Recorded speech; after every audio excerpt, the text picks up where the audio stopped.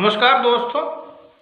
राजस्थान राज्य कृषि प्रधान राज्य है और हर एक कृषक की अपनी एक समस्या है। कृषक को अपने खेत में कृषि करने के लिए आने जाने हेतु रास्ते की आवश्यकता होती है, परंतु हर एक खेत में आने जाने के लिए अलग से रास्ता नहीं होता।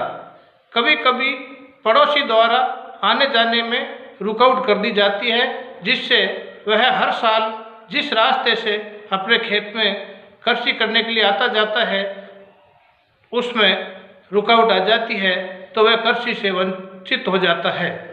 राजस्थान सरकार ने राजस्थान काश्तकारी अधिनियम में संशोधन करते हुए धारा 251 के साथ साथ धारा 251A जोड़ी है, जिसमें यह प्रावधान किया गया है कि कोई व्यक्ति जिसके खेत में आने जाने के लिए रास्ता उपलब्ध नहीं है और जिस खेत में से होकर उसका रास्ता है, उस पड़ोसी से उसका सामंजस्य नहीं बैठ रहा है, यानी आपस में दोनों सहमत नहीं हो पा रहे हैं, तो जिस व्यक्ति को अपने खेत में काश्त हेतु आने जाने के लिए रास्ता की आवश्यकता है, वह उपखंड अधिकारी के पास धारा 251A राजस्थान काश्तकारी अधिनियम के तहत प्रार्थना पत्र पेश कर सकता है।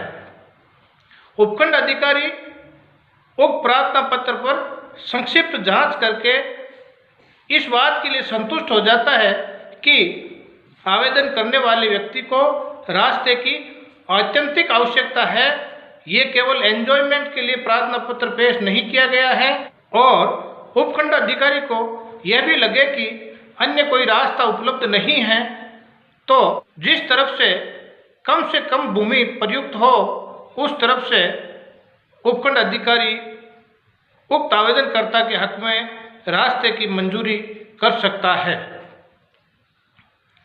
इसी धारा में यह भी प्रावधान किया गया है कि कोई काश्तकार सिंचाई हेतु अपने खेत से दूसरों के खेत में से होकर किसी अन्य खेत में पाइपलाइन डालना चाहता है, तो वह भी सामंजस्य नहीं होने की स्थिति में उपखंड अधिकारी द्वारा मंजूर किया जा सकता है। पाइपलाइन के लिए यह प्रावधान है कि वह भूमि की सतह से कम 3 फुट गहराई में डाली जाए।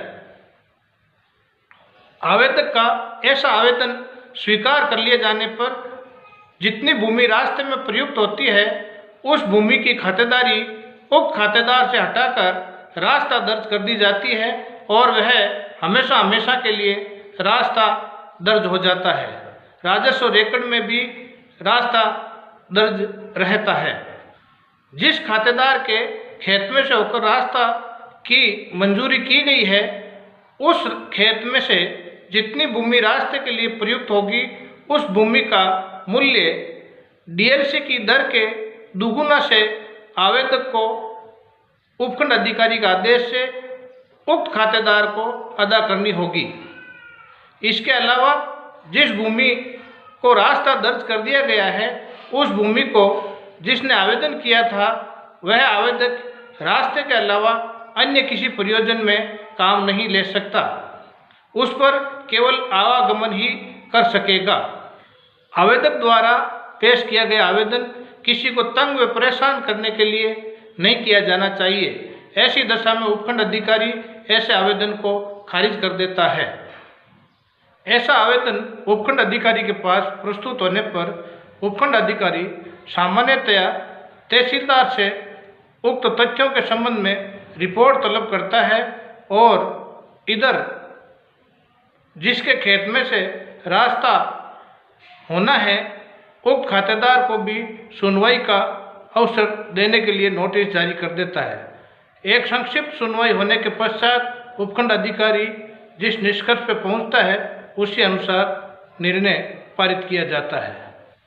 इस तरह के प्रार्थना पत्र में उपखंड अधिकारी 30 फुट तक चौड़ा रास्ता स्वीकार कर सकता है।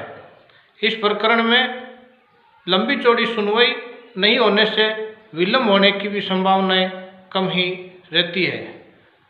इस वीडियो को सुनने के लिए धन्यवाद साथियों।